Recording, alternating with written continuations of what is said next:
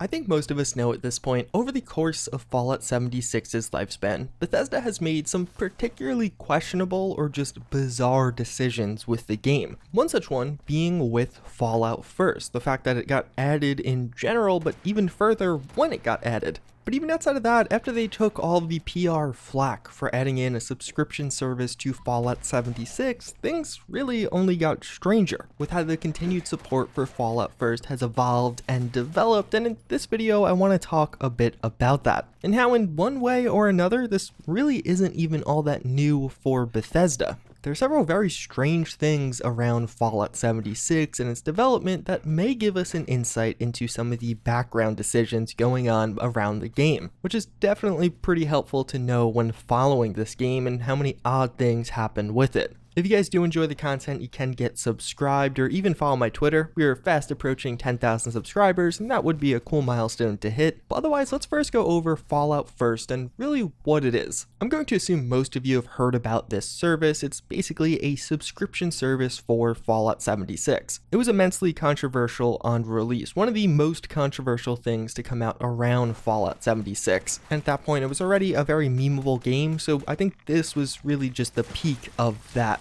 But in order to understand that, you need a bit of context. The subscription service itself was odd. What was far odder though was it came just weeks after Bethesda announced it was delaying the big Wastelanders DLC update. And even further, it released in a period where there was basically no content for months, and there really wasn't going to be any new content for months. But hey, if you wanted to throw some extra money at Bethesda to get some new content, you now have that option. The logistics of this overall were just bizarre. It seemed like Fallout First, if it released with Wastelanders, would have been significantly more well received, and it almost was, as the release date of Fallout First would have just been weeks before the initial release date of Wastelanders, or at least when it was expected. It's almost like they were allowed to delay Wastelanders, but weren't allowed to delay Fallout First, but we'll return to that. Unreleased Fallout First guaranteed you a few things. Of course, the private world was kind of the cornerstone, one of the big aspects of this. You could play in your own world and invite up to 7 other people to come play with you. You have the survival tent, a mobile camp-esque item that was a free fast travel point, and also housing several pretty valuable crafting stations, the scrap box, which allows you to store an unlimited amount of junk, which has quickly become one of the most valuable parts of this service. You get 1,650 atoms per month for free, and at the time of release, you also got the Ranger armor outfit, as well as a couple of icons and emotes that were included.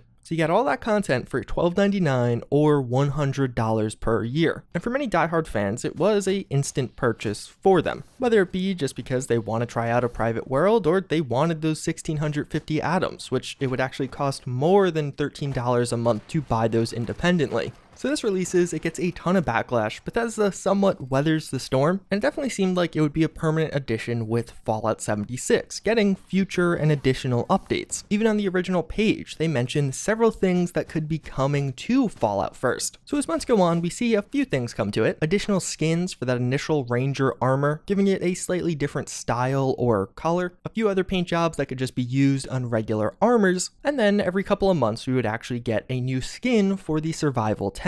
A holiday one, a responders one, and then 2 with the release of Wastelanders. And then at one point, Bethesda made it so you could actually have more proper or true private servers. Technically with the original private servers, you could just join if somebody is hosting it. It's not really private because anyone on your friends list can gain access. So they added an update where if you start a team at the main menu, you could have only those 4 people on a private server, but this is kind of jank in that it halves the size, and once you actually start a server, you can't invite anyone to it. But now the bizarre part, that's literally it. Now as we start to approach 8 months since Fallout First was originally released, we have only gotten that content. And it's not like that was totally clear when you originally bought it. On some of those original posts, you could find things like, private worlds will continue to evolve with new features such as expanded building areas, increased camp budgets, and workshop persistence. Also how they're excited to add mod support eventually to private worlds. How as a Fallout First member, you'll have access to exclusive discounts in the Atomic Shop, and even just broadly how we are always considering new ideas and may add additional benefits to the programs.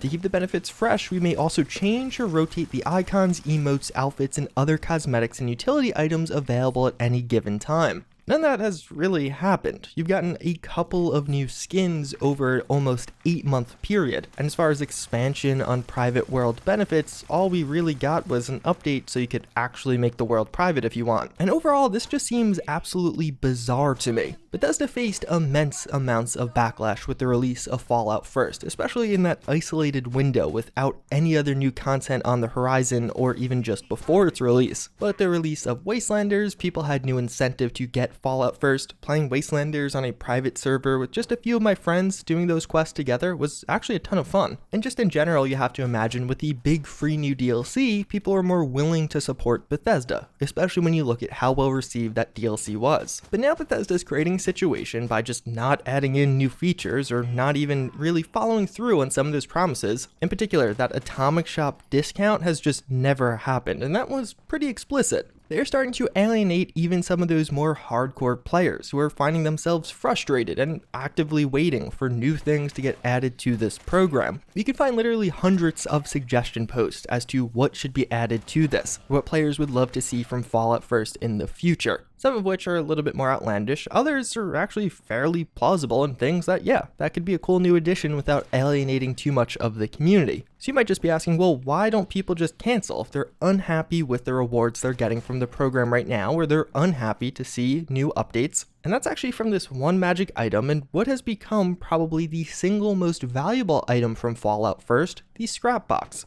In Fallout 76, basically since launch, dealing with stash weight has been a persistent issue, and for many active players, myself included, this continues to be a problem. The scrap box makes it quite a bit easier because all junk items, which it's a Fallout game, so you're collecting a lot of junk, can just be put into a scrap box instead of your typical stash, saving you a ton of weight, and the scrap box has an unlimited weight limit. So after relying on this item for 8 months, it now becomes pretty difficult to take a step away from it. You're going to have to really take a hard look at what items you have in your stash and what you could live without. It's almost like Bethesda got you sucked into that ecosystem and now you have this larger reluctance to cancel from users who are otherwise pretty unhappy. But the curious part about this is it's really not the first time something like this has happened with the game, as one of the other pretty big examples is Nuclear Winter, the Battle Royale mode. Nuclear Winter really started off in the opposite direction of Fallout First. It released, it was kind of surprising. Fallout 76 is getting Battle Royale, but then lo and behold, the initial reviews and feedback were actually pretty positive. It was one of the least buggy things Bethesda had released around Fallout 76 thus far, and all around, people were enjoying the BR mode during that initial free week, and even in subsequent ones. It wasn't very buggy, but upon release, there was a few balance issues, a few things that were just really powerful, probably needed to be toned down a bit. So then you were patiently waiting for the first patch, and waiting, and it took almost 5 weeks for that initial patch to actually get released for this mode. And I could go date by date on this one, but it's really much of the same. The Battle Royale mode got a few updates, it got a new map, a few other new pieces of content around it, but large in part, it became an issue where updates were too infrequent and too sparse to actually keep players interested in the mode. They still do their periodic limited time cosmetic events in the mode, which kind of just gets people playing it. But as far as new content, outside of 2 new weapons being added, we haven't seen much in literally 6 months. It's just kind of there on PC in desperate need of additional anti-cheat. So I wanted to highlight these 2 examples for you because they're just very bizarre. It's 2 things Bethesda added to Fallout 76 that seemingly were quite successful. Fallout First was a PR nightmare, but we've heard on a couple of occasions now that Bethesda was actually somewhat surprised or happy with how well it performed as far as subscriptions go. And you could find a good chunk of people who were or are subscribed to the program right now in game. And the Battle Royale mode just started off strong. Yet with both of these, lack of support or just additional good content updates from Bethesda has led to both really starting to suffer. Now on one hand, when it comes to Fallout First, this is somewhat okay. You don't want to see a ton of new features locked behind a paywall, but at the same time, enough new content to just keep those people happy, or even those formerly promised features. I for one would love to see way more functionality on private servers. Right now it's like barely added, and the way to make private servers actually private is really not that well implemented. And the reason I bring this up is it really almost feels like, at least to me, Bethesda had like a higher directive. Make sure you add the subscription service, make sure you add in a Battle Royale mode because that's hot right now. But then after doing so, they kind of just gave up on it. They did the job and thought they were done, then forgetting that no, you actually have to keep working on it so people stay interested. We don't really know if that's the case, but it certainly seems like going forward, Bethesda is exploring other monetization routes with this new season system. I think the season system is much healthier. I think it'll make them way more money, and it's not as alienating as something like Fallout First. But to me, I feel like this gives us a glimpse at the behind the scenes of Fallout 76. How much red tape might be involved in some of these decisions or updating some of these things. With Fallout First in particular, you have to imagine now, 8 months later, they're really leaving some money on the table by not adding more content to that, even if it was just cosmetic content or periodic sales like they initially said. It's hurting Bethesda more so than it's hurting the community. Now, of course, Fallout First isn't going anywhere. There's actually a data mined outfit just recently that is on the way, so the first new outfit addition since that Ranger armor, and perhaps we'll see this new outfit come out and then the Ranger armor will go away. But again, 2 outfits in 8 months isn't really all that crazy. That's actually a